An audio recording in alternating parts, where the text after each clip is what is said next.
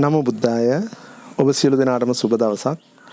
අද දවසේ මම ඇත්තටම මේ වීඩියෝ එක කරන්න කල්පනා කළේ අපි මේ දවස්වල අභිනවයෙන් ඉදිකිරීමට බලාපොරොත්තු වෙනවා සිරිසිදුවත් මහ විහෙර වහන්සේ. ඉතින් මේ විහෙර වහන්සේ ඉදිකර ගැනීම සඳහා මම කල්පනා කළා ලංකාවේ දසත විහිදුණු අපේ පින්වත් සිංහල බෞද්ධ කියන සියලු දෙනාම මේකට සහසම්බන්ධ කරගන්නට පුළුවන්.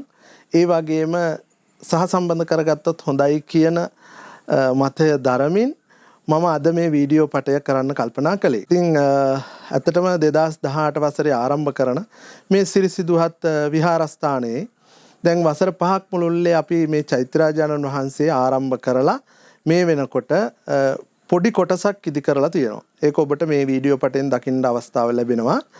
ඒ වගේම දැන් අපි මේ අවුරුද්දේ 2026 වසරේ මාර්තු මාසේ එනම් මේ මාසේ අවසාන භාගයේදී මේ චෛත්‍යරාජානන් වහන්සේගේ වැඩ ආරම්භ කරන්නයි බලාපොරොත්තු වෙන්නේ.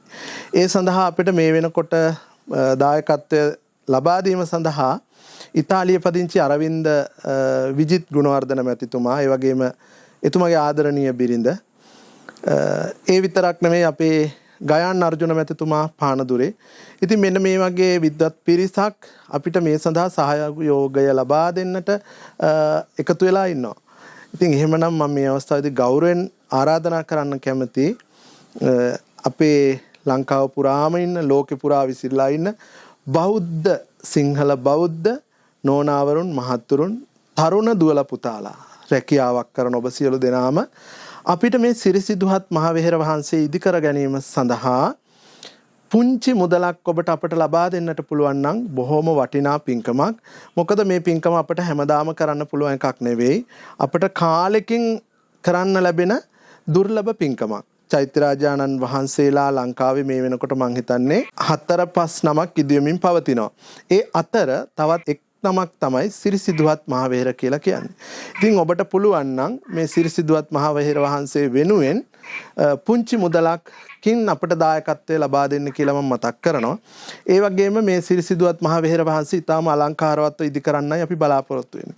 ඒ වගේම පැරණි චිත්‍ර කලාව, ඒ වගේම පැරණි බොහෝ නිර්මාණ අපි මේකට ඇතුළත් කරලා තියෙනවා. මේකේ මේ චිත්‍ර කලාව සම්බන්ධව කටයුතු කරන්නේ අපේ පානදුරේ අර්ජුන මැතිතුමා, ගයාන් අර්ජුන මැතිතුමා. ඉතින් එතුමාගේ බොහෝ උපකාර, ඒ වගේම එතුමාගේ චිත්‍ර කලාව වගේම පුරාවිද්‍යාත්මක ඒ සාධක සියල්ලක්ම එතුමාගේ අනුදැනුම ඇතුව තමයි අපි මේක සිද්ධ කරන්නේ. ඉතින් මේ වටිනා කියන පින්කමට ලෝකේ විහිදිලා ඉන්න අපේ ආදරණීය බෞද්ධ සියලුම දෙනාට මම ඉතාම ගෞරවයෙන් ආරාධනා කරනවා මේ සිරිසිදුවත් මහ විහෙර වහන්සේ ඉදිකිරීම සඳහා දායකත්වය ලබා දෙන්නට කියලා. ඒ වගේම මේ විහාරස්ථානයේ පිහිටලා තියෙන්නේ ඓතිහාසික සෙන්කඩගල පුරවරේ පේරාදෙණිය, ඒ වගේම පේරාදෙණිය පසු කර හිඳගල හරහා දොළුවට පිවිසෙන මාර්ගයේ පැමිණිලා කළුගමුව කියන ගමේ ප්‍රධාන මාර්ගයේ ඉඳලා මීටර 800ක් කඳු කැට්ටක් උඩ තමයි මේ ස්ථානය පිහිටලා තියෙන්නේ.